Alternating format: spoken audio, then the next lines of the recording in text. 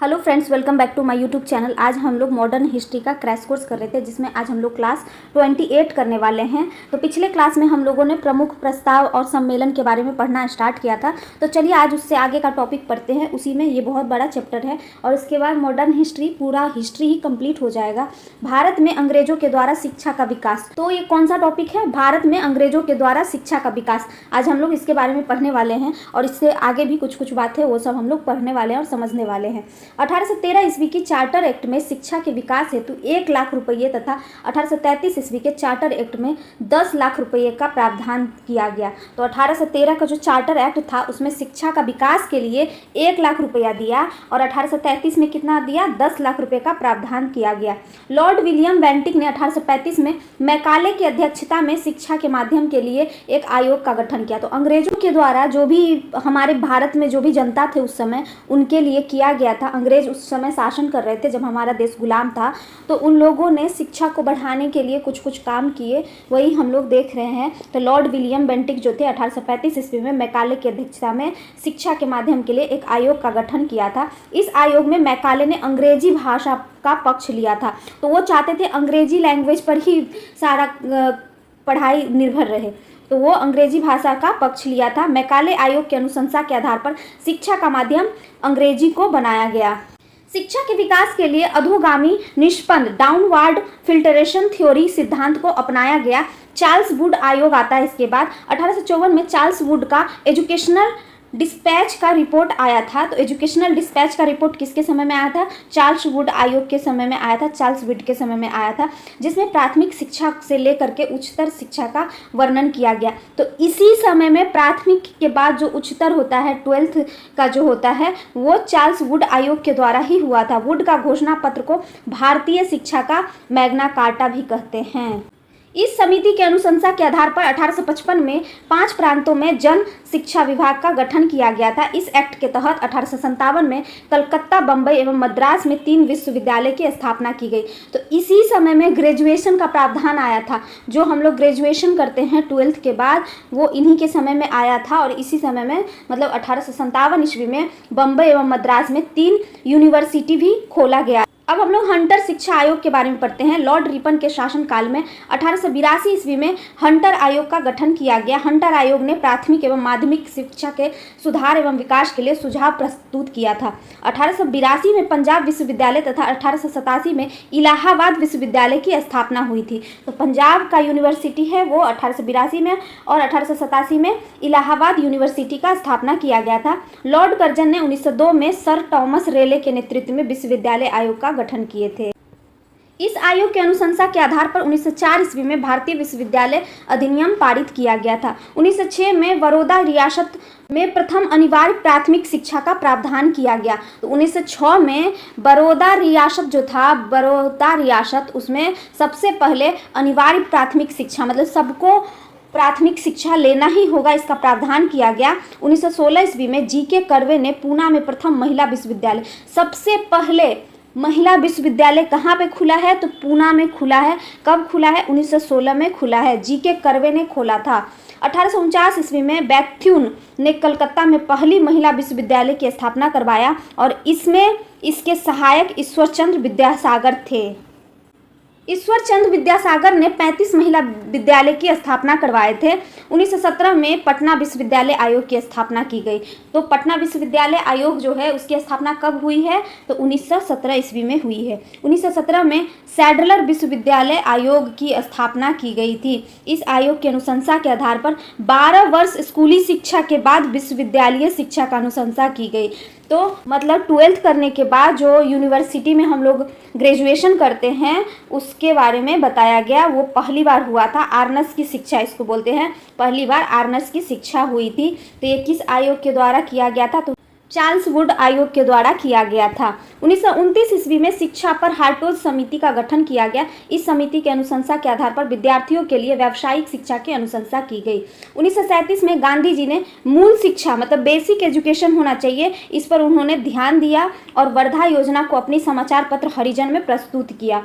मतलब वो चाहते थे कि सबको बेसिक एजुकेशन होना ही चाहिए। इस योजना का मूल उद्देश्य विद्यार्थियों को शिक्षा के साथ स्वावलंबन बनाना था, जिसके तहत हस्त उत्पादक कार्य का प्रशिक्षण लेना था, जैसे करघा चलाना, सूती वस्त्र खुद से तैयार करना, नमक तैयार करना। तो ये सब लोगों को खुद भी आना चाहिए। तो ये सारे स्टूडेंट को आना चाहिए, सारे विद्यार्थियों को शिक्षा तो होना ही चाहिए, लेकिन वो खुद रोजगार कर सके, ऐसी चीज़ों पर गांधी जी ध्यान देने लगे। मूल शिक्षा पर गठित आयोग के अध्यक्ष डॉक्टर जाकिर हुसैन थे। 1921 में रविंद्रनाथ टैगोर ने शांति निकेतन की स्थापना की थी। तो कब शांति निकेतन की स्थापना हुई है? 1921 में की गई है। किसने किया है? रविंद्रनाथ टैगोर जी ने किया है शांति निकेतन की स्थापना। 1902 में श्रद्धानंद सरस्वती ने गुरुकुल कांगरी की स्थापना हरिद्वार में की थी। 1948 ईस्वी में विश्वविद्यालय शिक्षा पर राधा कृष्णन आयोग का गठन किया गया। इस आयोग के अनुशंसा के आधार पर 1953 ईस्वी में यूजीसी यूनिवर्सिटी ग्रांट कमीशन का गठन किया गया था। तो 1964 ईस्वी में दौलत सिंह कोठारी की अध्यक्षता में कोठारी आयोग का गठन किया गया। इस आयोग ने त्रिभाषा सूत्र पर 10+2+3 के सिद्धांत का प्रतिपादन किया था। इस आयोग के अनुशंसा के आधार पर 1968 ईस्वी में प्रथम राष्ट्रीय शिक्षा नीति लाया गया। तो 10+2+3 मतलब 10+2+3 मतलब 10th के बाद 12th करते हैं, 12th के बाद ग्रेजुएशन करते हैं। यही शिक्षा का प्रावधान लाया गया, त्रिभाषा सूत्र लाया गया था। 42वीं संविधान संशोधन 1976 के द्वारा शिक्षा में समवर्ती सूची को शामिल किया गया था। 1986 ईस्वी में नई शिक्षा नीति लाई गई थी। 86वीं संविधान संशोधन 2002 के द्वारा अनुच्छेद 21 का 1 के तहत शिक्षा को मौलिक अधिकार बनाया गया। तो 21 के ए में क्या है? मौलिक अधिकार है, जो कि 86वीं संविधान संशोधन में किया गया था, 2002 में किया गया था। ये हम लोग पॉलिटी में भी पढ़े हैं।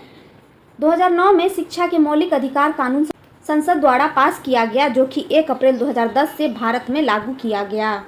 तो शिक्षा का मौलिक अधिकार जो है, मौलिक अधिकार बना दिया गया था शिक्षा को, जो कि कब से लागू हुआ था? 1 अप्रैल 2010 से भारत में लागू हुआ है। 34 वर्ष पुरानी राष्ट्रीय शिक्षा नीति 1986 के स्थान पर नई राष्ट्रीय शिक्षा नीति 2020 लाया गया, जिसकी अध्यक्षता डॉक्टर के कस्तूरीरंगन ने किया था। इस नई शिक्षा नीति के आधार पर शैक्षिक पाठ्यक्रम को 5+3+3+4 के आधार पर विभाजित किया गया। तो पहले 5 तक पढ़ते, उसके बाद 8 तक जाते हैं, 5+3, उसके बाद 11 तक, फिर 4 साल का किया गया। भारत में बने कारखाना अधिनियम। अब इसके बाद कारखाना अधिनियम बनाए गए, मजदूरों के लिए क्या क्या नियम बनाए गए उसके बारे में पढ़ते हैं। ब्रिटिश शासन काल में भारत में लंकाशायर के उद्योगपतियों के मांग पर 1875 ईस्वी में प्रथम श्रम आयोग का गठन किया गया था, जिसका उद्देश्य भारतीय कारखानों में श्रमिकों के काम करने की परिस्थितियों का अध्ययन करना था। इस आधार पर ब्रिटिश सरकार ने भारत में कुल 6 कारखाना अधिनियम पारित किए थे। कौन कौन से 6 है देखते हैं।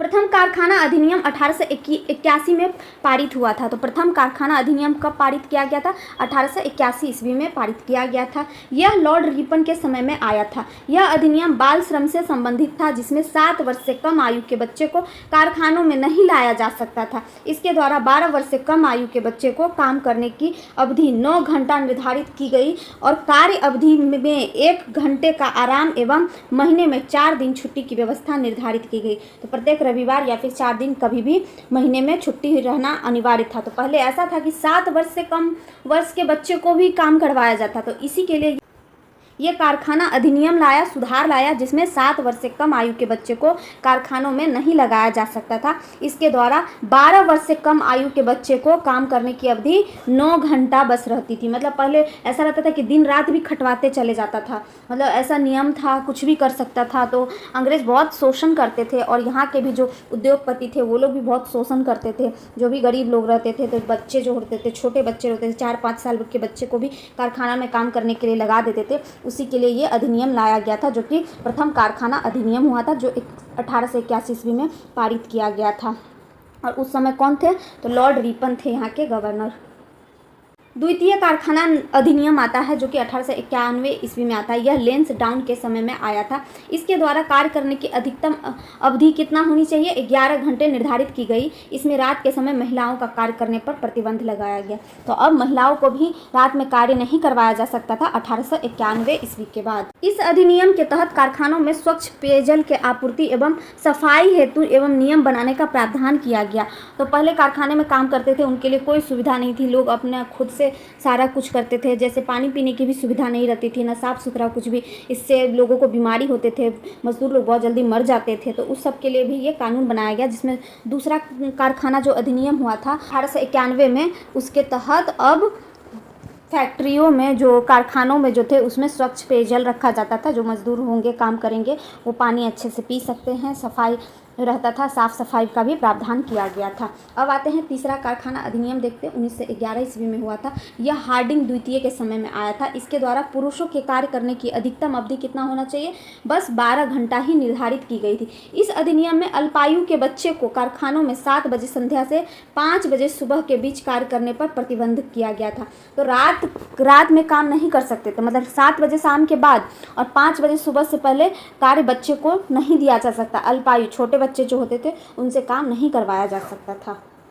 चौथा कारखाना अधिनियम 1922 ईस्वी में आया। यह लॉर्ड रीडिंग के समय में आया था। इसमें बच्चों की काम करने की अवधि 6 घंटे की गई थी। तो बच्चे जो काम करेंगे वो बस 6 घंटे ही कार्य करेंगे। और कितने साल के बच्चे होने चाहिए? 7 साल से ऊपर के बच्चे होने चाहिए। इस अधिनियम के तहत ओवर टाइम श्रम क्रम हेतु, काम करने हेतु अतिरिक्त वेतन देने की व्यवस्था थी। अगर कोई ओवर टाइम काम करता है, किसी की मजबूरी होती है या फिर कोई काम करवाता है, तो उसको ओवर टाइम पैसा भी देना चाहिए। यह कारखाना अधिनियम केवल फैक्ट्रियों पर लागू होता था।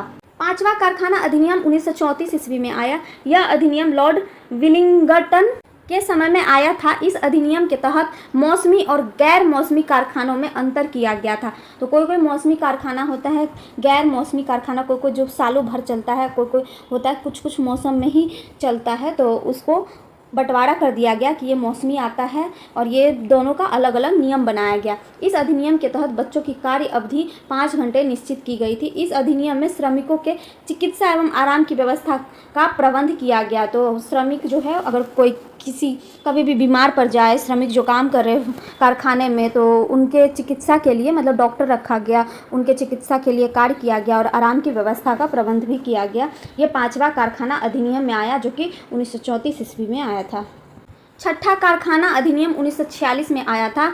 यह अधिनियम लॉर्ड वेवेल के समय आया था। यह अधिनियम के तहत नियमित कारखानों में श्रमिकों की कार्य अवधि 9 घंटे निश्चित कर दी गई। तो 9 घंटे ही अब कार्य अवधि होनी चाहिए। ये छठा कारखाना अधिनियम 1946 में लागू हुआ था। इस अधिनियम में कैंटीन की व्यवस्था की गई। यह भारत का अंतिम कारखाना अधिनियम था, क्योंकि इसके बाद तो भारत आज़ाद भी हो गया।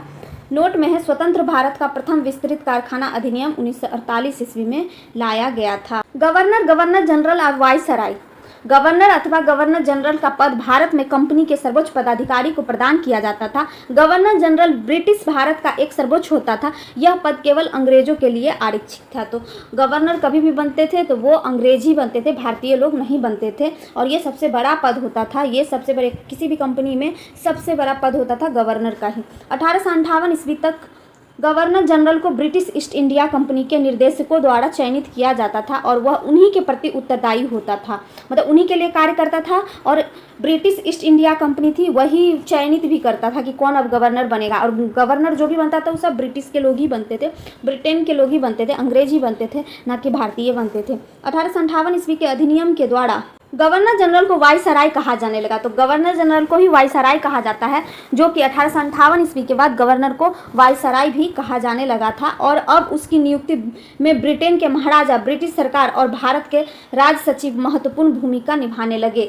तो अब ब्रिटिश ईस्ट इंडिया कंपनी का जो निर्देशक होते थे वो चयनित नहीं करते थे, बल्कि ब्रिटेन के महाराजा करते थे, ब्रिटिश सरकार करते थे और भारत के राज सचिव महत्वपूर्ण भूमिका, मतलब सब मिलकर के करने लगे। तब गवर्नर का नाम बदल करके वायसराय रख दिया गया। रॉबर्ट क्लाइव के बारे में पढ़ते हैं। 1757 से 1760 ईस्वी तक रहे। इसे बंगाल में द्वैध शासन प्रारंभ किया था। तो रॉबर्ट क्लाइव ने ही सबसे पहले बंगाल में द्वैध शासन प्रारंभ किया था। मतलब द्वैध शासन मतलब अंग्रेजों का भी शासन रहा और उस समय जो राजा थे उनका भी शासन रहा, दोनों मिल करके शासन करने लगे। क्योंकि इनके पास उतने लोग नहीं थे शासन करने के लिए, तो ये बोले कि आप भी शासन करो। और क्योंकि इससे तो जो यहाँ के राजा थे वो हार गए थे, तो इसीलिए रॉबर्ट क्लाइव अपने हाथ में तो ले ली गद्दी, लेकिन उसने कहा कि आप भी शासन करो, मैं भी शासन करता हूँ, द्वैध शासन हो गया।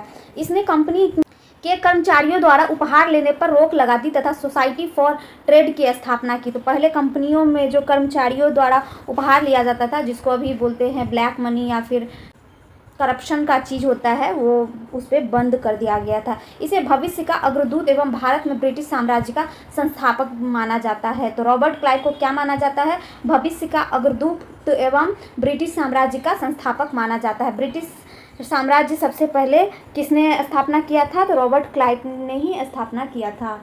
इसके बाद आते हैं वारेन हेस्टिंग्स के बारे में। 1772 से 1785 ईस्वी तक इनका कार्यकाल रहता है। ये वारेन हेस्टिंग बंगाल का अंतिम गवर्नर तथा बंगाल का पहला गवर्नर जनरल था। तो वारेन हेस्टिंग्स जो था ये बंगाल का अंतिम गवर्नर बनता है, क्योंकि इसके बाद गवर्नर जनरल का पद आ जाता है। भारत में वारेन हेस्टिंग्स को न्यायिक सेवा का जनक कहा जाता है। उसने प्रत्येक जिले में सर्वप्रथम एक दीवानी तथा एक फौजदारी न्यायालय की स्थापना की। इसके शासनकाल में ही 1773 के रेगुलेटिंग एक्ट के तहत कलकत्ता में एक उच्चतम न्यायालय की स्थापना हुई। तो कलकत्ता में जो हाई कोर्ट की स्थापना हुई थी वो किसके समय में हुई थी? तो वारेन हेस्टिंग्स के समय में ही हुई थी। इसका मुख्य न्यायाधीश एलिजा इम्फे तथा 3 अन्य न्यायाधीश चैम्बर्स, लिमेस्टर तथा हाइड थे। 1780 में भारत का पहला समाचार पत्र कौन सा था? तो द बंगाल गजट का प्रकाशन जेम्स ऑगस्टस हिक्की द्वारा ही किया गया था। इसने 1781 ईस्वी में कलकत्ता में प्रथम मदरसा स्थापित किया। तो सबसे पहले मदरसा किसने स्थापित किया था? तो वारेन हेस्टिंग्स ने स्थापित किया था मदरसा। और कब किया गया था? 1781 ईस्वी में कलकत्ता में सबसे पहले पहला मदरसा स्थापित किया गया था। इसके संरक्षण में चार्ल्स विल्किंग ने भगवत गीता का अंग्रेजी में अनुवाद तथा सर विलियम जोन्स ने 1784 ईस्वी में the Asiatic Society of Bengal की स्थापना की। इसी ने क्लाइव के द्वैत शासन को बंगाल में समाप्त कर दिया। तो रॉबर्ट क्लाइव ने जो द्वैत शासन चालू किया था उसको इसने खत्म कर दिया। प्रथम आंग्ल मराठा युद्ध जो 1775 से 1785 ईस्वी तक चला एवं द्वितीय आंग्ल मैसूर युद्ध चला था 1780 से 1784 तक हेस्टिंग्स के शासनकाल में ही लड़ा गया था। तो वारेन हेस्टिंग्स के शासनकाल में ही लड़ाया गया था। कौन कौन सा? तो आंग्ल मराठा युद्ध जो हुआ था, प्रथम आंग्ल मराठा युद्ध और द्वितीय आंग्ल मराठा युद्ध, ये इनके कार्यकाल में चला था। यह बंगाली तथा अरबी भाषा का अच्छा जानकार था। जब यह लंदन लौट कर गया तो इस पर महाभियोग लगाया गया किंतु पारित नहीं हो पाया था। इसके बाद हम लोग पढ़ते हैं लॉर्ड कॉर्नवालिस के बारे में। 1786 से 1793 तक कार्यकाल रहता है इनका। इसे नागरिक सेवा का जनक कहते हैं। तो ये अच्छे थे, ये नागरिकों का सेवा की अपने कार्यकाल में। कॉर्नवालिस को पुलिस सेवा का जन्मदाता कहा जाता है। इसने कर्मचारियों का वेतन बढ़ाया, अस्थायी बंदोबस्त लाया, जमींदारों को सख्ती को कम किया तथा दरोगा का पद लाया तथा चल अदालत की स्थापना किया। तो लॉर्ड कॉर्नवालिस जो है ये नागरिकों का जनक कहा जाता है, नागरिकों के सेवा का जनक कहा जाता है, क्योंकि ये नागरिकों का बहुत सेवा किए, बहुत अच्छा कार्य किए। जब तक इनका कार्यकाल रहा ये पुलिस सेवा चालू किए। तो पुलिस सेवा में जो भी ये दरोगा का जो पद है वो किनके कार्यकाल में चालू हुआ था? तो लॉर्ड कॉर्नवालिस के कार्यकाल में चालू हुआ था। बहुत इंपॉर्टेंट क्वेश्चन है, ये याद कर ले, ये पूछा जाता है एग्जाम्स में कि दरोगा का पद किसके कार्यकाल में चालू हुआ था? तो लॉर्ड कॉर्नवालिस के कार्यकाल में ही चालू हुआ था। इसने कलकत्ता, मुर्शिदाबाद, ढाका और पटना में प्रांतीय न्यायालयों की स्थापना की। इसका मकबरा उत्तर प्रदेश के गाजीपुर में है। तो इसका मकबरा भी बना है लॉर्ड कॉर्नवालिस का। कहाँ पर है? तो उत्तर प्रदेश के गाजीपुर में है, क्योंकि इसने बहुत अच्छा कार्य किया था। लॉर्ड वेलेस्ली के बारे में अब पढ़ते हैं। 1798 से 1805 ईस्वी तक कार्यकाल रहता है। लॉर्ड वेलेस्ली को भारत में सहायक संधि का जनक माना जाता है। इसके तहत सर्वप्रथम हैदराबाद को ब्रिटिश राज्य में मिलाया गया था। यह स्वयं को बंगाल का शेर कहते थे। तो स्वयं को बंगाल का शेर कौन कहता था? तो लॉर्ड वेलेस्ली कहता था। इसने सिविल सेवकों के प्रशिक्षण हेतु बंगाल में कोर्ट विलियम कॉलेज की स्थापना किया था, जो कि कहाँ पे हुआ था? कलकत्ता में हुआ था स्थापना। अब हम लोग लॉर्ड हेस्टिंग्स के बारे में पढ़ते हैं। 1818 से 1823 ईस्वी तक कार्यकाल रहता है। इसके समय नेपाल युद्ध हुआ था। नेपाल युद्ध किसके समय में हुआ था? तो लॉर्ड हेस्टिंग्स के समय में हुआ था। इसने संगोली के संधि 1816 ईस्वी के द्वारा नेपाल को अंग्रेजों की अधीनता स्वीकार करवाया था। इसी के समय 1822 ईस्वी में बंगाल में काश्तकारी अधिनियम को लागू कराया गया। इसने पिंडारियों का अंत किया तथा मद्रास में रैयतवाड़ी व्यवस्था लाया और शिक्षा पर प्रतिवर्ष 1 लाख रुपया खर्च करने का प्रावधान किया। तो अब प्रतिवर्ष वो 1 लाख रुपया शिक्षा पे खर्च करता था। कौन? लॉर्ड हेस्टिंग्स करता था। लॉर्ड एमहर्स्ट, ये 1827 से 1828 ईस्वी तक इनका कार्यकाल रहता है। इसके समय में प्रथम आंग्ल वर्मा युद्ध हुआ था, जिसमें वर्मा पराजित हो गया और 1826 के मध्य दोनों के बीच यान्डबू की संधि हो गई। इन्होंने 1824 में कोलकाता में गवर्नमेंट संस्कृत कॉलेज की स्थापना किया। विलियम बेंटिक 1828 से 1835 तक कार्यकाल रहता है। 1833 के चार्टर अधिनियम द्वारा बंगाल के गवर्नर जनरल को भारत का गवर्नर जनरल बना दिया गया, जिसके तहत भारत का प्रथम गवर्नर जनरल कौन बनते हैं, तो लॉर्ड विलियम बेंटिक बनते हैं। उसने राजा राम मोहन राय के सहयोग से 1829 ईस्वी में सती प्रथा को समाप्त किया था। ये बहुत इंपॉर्टेंट क्वेश्चन है, ये पूछा जाता है, ये बार बार एग्जाम्स में पूछे जाते हैं कि राजा राम मोहन राय ही जो थे वो सती प्रथा को समाप्त किए थे, तो ये सभी लोग जानते हैं। तो वो राजा राम मोहन राय और कौन, विलियम बेंटिक किए थे, जो कि भारत के गवर्नर जनरल होते हैं। उनके सहयोग से राजा राम मोहन राय दोनों मिलकर के 1829 ईस्वी में सती प्रथा का अंत करते हैं। कर्नल स्लीमैन की सहायता से ठगी प्रथा को समाप्त कर दिया गया। शिशु एवं बालिका हत्या पर भी प्रतिबंध लगा दिया गया। नरबली की प्रथा को भी बंद करवा दिया। तो ये बहुत सारा काम किए जो कि राजा राम मोहन राय जी काम किए थे, तो उनको इन्होंने बहुत अच्छे से सहयोग किया, क्योंकि उस टाइम में यही गवर्नर थे, तो ये उनका मदद किए और ये सब प्रथा ख़त्म कर दिए। जो भी कुप्रथा था हमारे देश में, जैसे सती प्रथा, पति मर जाएंगे तो पति के साथ पत्नी को भी जलाया जाएगा। नरबली प्रथा मतलब किसी भी चीज़ का निर्माण करना है, तो पुल का या फिर सड़क का निर्माण करना है, तो किसी बच्चे की बलि देना, तो ये सब बंद करवा दिया गया। बच्चे को मार दिया जाता था, ये सब बंद करवा दिया गया। इसी ने कलकत्ता में एक मेडिकल कॉलेज की स्थापना करवाई। बेंटिक का सबसे उल्लेखनीय सुधार नौकरियों में भारतीयों को उच्च स्थान प्रदान करना। तो इससे पहले नौकरी में जो भी उच्चतर स्थान पे रहते थे वो अंग्रेज रहते थे, नीचे वाले स्थान चौकीदार, पुलिस, ये सब सिपाही, ये सब रहते थे बस भारतीय। ऊपर वाले जितने भी पद रहते थे वो सारे अंग्रेज रहते थे। लेकिन इनके समय में ही, बेंटिक के समय में ही सबसे पहले नौकरियों में भारतीयों को भी उच्च स्थान प्रदान करने का अनुमति दे दिया गया था। 1832 ईस्वी में बेंटिक ने दास प्रथा का अंत कर दिया। उन्होंने दास प्रथा का भी अंत कर दिया। दास प्रथा मतलब वही कि अगर किसी से कोई कर्ज लिया है तो उसको ज़िंदगी भर गुलाम बना करके रखना, उससे कोई भी काम आप करवा सकते थे, तो इसको भी उसने अंत कर दिया। चार्ल्स मेटकॉफ है, जो कि 1835 से 1836 तक इनका कार्यकाल रहा, एक ही साल का कार्यकाल रहा था। चार्ल्स मेटकॉफ ने समाचार पत्रों पर प्रतिबंध हटा दिया, जिसके कारण इसे समाचार पत्रों का मुक्तिदाता कहा जाता है। लॉर्ड ऑकलैंड 1836 से 1842 तक कार्यकाल रहता है। 1839 में कलकत्ता से दिल्ली तक शेरशाह सूरी मार्ग द्वारा एक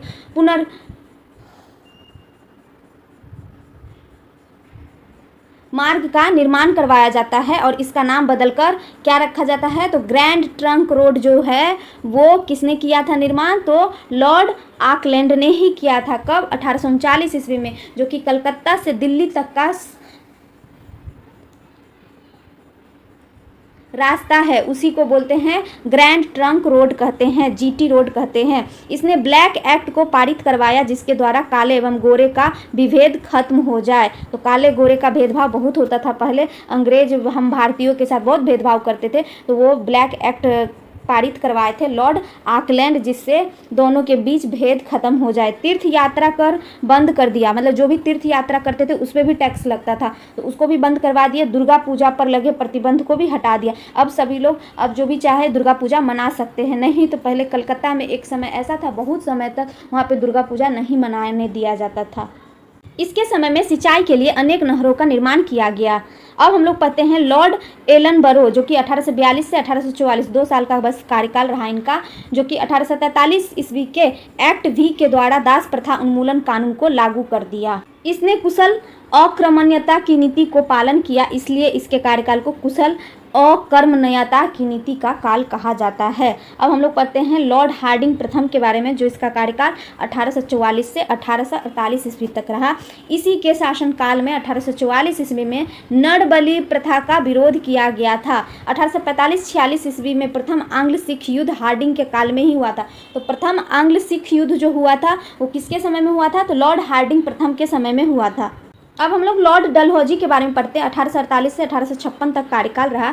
इसे आधुनिक भारत का जनक कहते हैं। इसने 1848 में राज्य हड़प नीति व्यक्तिगत सिद्धांत को लाया था, जिसके तहत सबसे पहले सतारा 1848 ईस्वी में, उसके बाद जैतपुर एवं संभलपुर 1849 ईस्वी में, बघाट 1850 ईस्वी में, उदयपुर 1852 ईस्वी में, झांसी 1853 ईस्वी में तथा नागपुर का 1854 ईस्वी में हड़प लिया था इसने।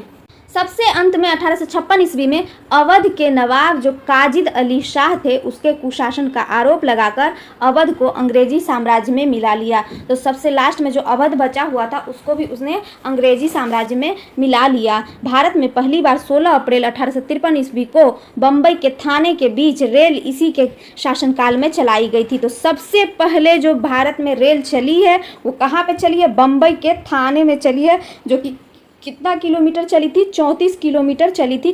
किसके समय में चली थी? तो कॉर्नवालिस के समय में चली थी। किसके समय में चली थी? तो लॉर्ड डलहौजी के समय में चली थी। 1853 ईस्वी में कलकत्ता से आगरा के बीच में पहली बार बिजली का संचालित तार सेवा शुरुआत किया गया था। ये भी लॉर्ड डलहौजी के समय में ही शुरुआत किया गया। 1854 में इन्होंने लोक निर्माण विभाग की स्थापना की गई, जिसके अंतर्गत कई पुलों का निर्माण किया गया। इसने शिक्षा के क्षेत्र में 1854 में वुड्स डिस्पैच का नियम लाया, जिसे अंग्रेजी शिक्षा का मैग्ना कार्टा कहते हैं। तो वुड्स डिस्पैच जो है अंग्रेजी शिक्षा का मैग्ना कार्टा किसके समय में आया था? तो लॉर्ड डलहौजी के समय में आया था। इसने पंजाब पर अधिकार करके कोहिनूर हीरा इंग्लैंड भेज दिया। तो किसने भेज दिया? लॉर्ड डलहौजी ने ही कोहिनूर हीरा को इंग्लैंड भेज दिया। अब हम लोग लॉर्ड कैनिंग के बारे में पढ़ते हैं। 1856 से 1862 ईस्वी तक कार्यकाल रहा। कैनिंग कंपनी के शासन के अधीन नियुक्त अंतिम गवर्नर जनरल तथा ब्रिटिश क्राउन के तहत नियुक्त प्रथम वायसराय था। इसी के समय में 1856 ईस्वी में विधवा पुनर्विवाह अधिनियम पारित हुआ तथा 1857 में बम्बई, मद्रास एवं कलकत्ता में एक एक विश्वविद्यालय की स्थापना हुई थी। इसके समय में 1857 का विद्रोह हुआ और इलाहाबाद के तहत ईस्ट इंडिया कंपनी को समाप्त कर दिया गया। महालेखा परीक्षक पद का सृजन लॉर्ड कैनिंग के समय में ही 1857 में किया गया। तो 1857 का जो विद्रोह हुआ था वो किसके समय में हुआ था? लॉर्ड कैनिंग के समय में हुआ था। स्वतंत्र भारत में इस पद का नाम नियंत्रक एवं महालेखा परीक्षक किया गया। तो इसी के समय में सबसे पहले महालेखा परीक्षा पद आया गया था। और 1861 ईस्वी का भारतीय परिषद अधिनियम एवं भारतीय उच्च न्यायालय अधिनियम के तहत कलकत्ता, बम्बई एवं मद्रास में एक एक उच्च न्यायालय की स्थापना की गई। लॉर्ड एल्गिन प्रथम 1862 से 1863 ईस्वी तक कार्यकाल रहा। इसके समय वहाबी आंदोलन का अंत हो गया, जिसका मुख्य केंद्र क्या था? तो पटना था।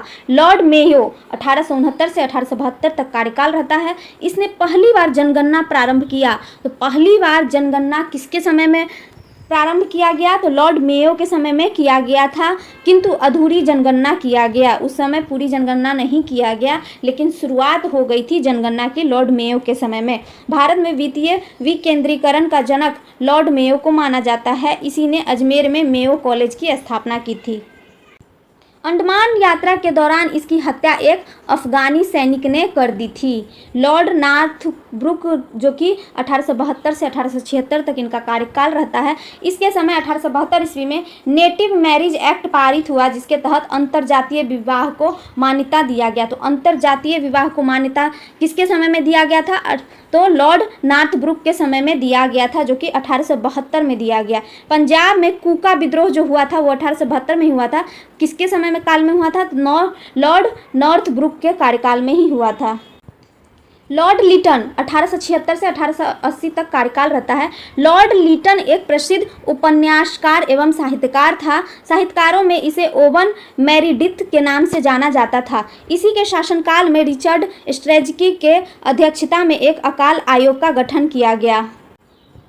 इसने आर्म्स एक्ट द्वारा भारतीयों को हथियार रखने पर रोक लगा दिया गया। तो भारतीय जो अपना मन से कोई भी हथियार रखते थे तो आर्म्स एक्ट इसी ने लगाया था, जिससे भारतीय अब हथियार नहीं रख सकते थे। इसने सिविल सेवा का आयु 21 वर्ष से घटाकर कितना कर दिया? तो 19 वर्ष कर दिया। इसने भारतीय प्रेस का गला दबाने के लिए 1878 ईस्वी में भारतीय समाचार पत्र अधिनियम अर्थात वर्नाक्यूलर एक्ट लाया था, जिसके तहत भारतीय भाषाओं में अखबार छापने पर पहले अंग्रेजों को दिखाना पड़ता था। कुछ भी छापना है अगर हिंदी में, भारतीय भाषा, कोई भी बंगाली या उड़िया किसी भी चीज़ में, तो उससे पहले अंग्रेजों को दिखाना पड़ेगा और वो पास करेगा, तभी ही वो अखबार छप सकता था। तो वर्नाक्यूलर एक्ट यही था जो इसने ही चालू करवाया था। अन्यथा अंग्रेज उसकी अखबार को के साथ उसकी संपत्ति भी जब्त कर लेते थे। तो लॉर्ड लिटन के समय में ही वर्नाक्यूलर एक्ट आया था, जो कि यहाँ के समाचार पत्रों का गला घोटने का एक्ट था। इस अधिनियम के तहत सबसे पहले सोम प्रकाश पत्र पर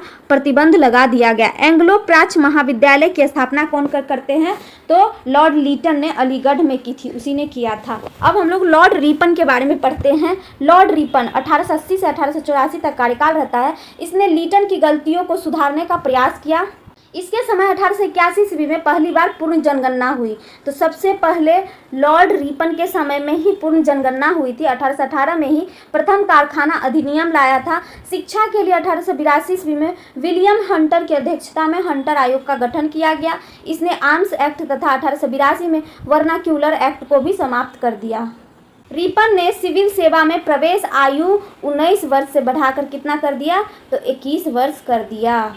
अस्थायी स्वशासन की शुरुआत लॉर्ड रिपन के कार्यकाल में ही 1882 ईस्वी में हुई थी। इसके समय में डलबर्ट बिल पारित हुआ था, जिसके तहत भारतीय जज अंग्रेजों को सजा सुना सकते थे। तो अब भारतीय जज भी अंग्रेजों को सजा सुना सकते थे डलबर्ट बिल के द्वारा। तो ये लॉर्ड रिपन के समय में हुआ था, जिस कारण अंग्रेजों ने विरोध कर विद्रोह शुरू कर दिया, जिसे श्वेत विद्रोह कहा जाता है। तो अंग्रेजों ने विद्रोह किया, इसीलिए उसका नाम क्या पड़ा, श्वेत विद्रोह पड़ा।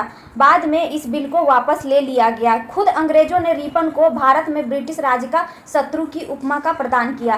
तो ये सब लॉर्ड रिपन के समय में ही हुआ, इसीलिए अंग्रेज जो भी थे वहाँ के जनता, वो लोग अब रिपन को अपना शत्रु मानने लगे, ब्रिटिश राज का शत्रु कहने लगे। फ्लोरेंस नाइटिंगेल ने लॉर्ड रिपन को भारत के उद्धारक की उपाधि दी। तो ये भारत में जो भी अच्छे कार्य हुए लॉर्ड रिपन किए थे, तो इसीलिए फ्लोरेंट नाइटिंगेल ने लॉर्ड रिपन को किस चीज़ की उपाधि दी, तो भारत के उद्धारक की उपाधि दी। नोट में है फ्लोरेंस नाइटिंगेल इटली की नर्स थी। इन्हें लेडी विथ द लैम्प कहा जाता है। यह क्रीमिया युद्ध में घायल सैनिकों की सेवा करती थी। तो फ्लोरेंस नाइटिंगेल कौन थी, ये इटली की एक नर्स थी जो घायल जो सैनिक जो होते थे, जो भी युद्ध में घायल हो जाते थे सैनिक, उनकी ये सेवा किया करती थी। अब हम लोग पढ़ते हैं लॉर्ड डफरिन के बारे में, जिसका कार्यकाल 1884 से 1888 ईस्वी तक रहा। इसके कार्यकाल में ही 1885 में A.O. ह्यूम के नेतृत्व में भारतीय राष्ट्रीय कांग्रेस की स्थापना हुई। तो भारतीय राष्ट्रीय कांग्रेस की स्थापना कब हुई थी, 1885 में हुई थी। किसके नेतृत्व में हुआ था, तो A.O. ह्यूम के नेतृत्व में हुआ था। इसने कांग्रेस की मुट्ठी भर लोगों का संगठन कहा था। तो इसने क्या कहा था, कांग्रेस को मुट्ठी भर लोगों का संगठन कहा था, मतलब बहुत कम लोगों के संगठन को नाम दिया गया था। लॉर्ड लैंसडाउन 1888 से 1894 ईस्वी तक लॉर्ड लैंसडाउन 1888 से 1894 ईस्वी तक कार्यकाल रहता है। इसके समय में ही भारत और अफगानिस्तान के मध्य सीमा रेखा डुरंड रेखा का निर्धारण हुआ था। इसने 1891 ईस्वी में AF कंसेंट एक्ट पारित किया, जिसमें लड़कियों की विवाह की आयु को 12 वर्ष कर दिया गया। सप्ताह में एक दिन छुट्टी की व्यवस्था भी इसी के समय में हुआ था। तो सप्ताह में जो एक दिन की छुट्टी की व्यवस्था किसके समय में हुआ था, तो लॉर्ड लैंसडाउन के समय में हुआ था। अब हम लोग पढ़ते हैं लॉर्ड एल्गिन द्वितीय के बारे में। 1894 से 1899 तक कार्यकाल रहता है। लॉर्ड एल्गिन द्वितीय ने कहा था कि भारत को तलवार के बल पर विजित किया गया है और तलवार के बल पर ही इसकी रक्षा की जाएगी। तो लॉर्ड एल्गिन द्वितीय ने क्या कहा था कि लॉर्ड एल्गिन भारत को तलवार के बल पर ही विजित किया गया है और इसीलिए भारत को अगर रक्षा करना है तो तलवार के बल पर ही रक्षा करना होगा। इसके शासनकाल में बिहार, बंगाल, उत्तर प्रदेश, पंजाब एवं मध्य प्रांत में एक भीषण अकाल पड़ा, जिसके लिए लॉयल कमीशन के नाम से अकाल आयोग का गठन किया गया।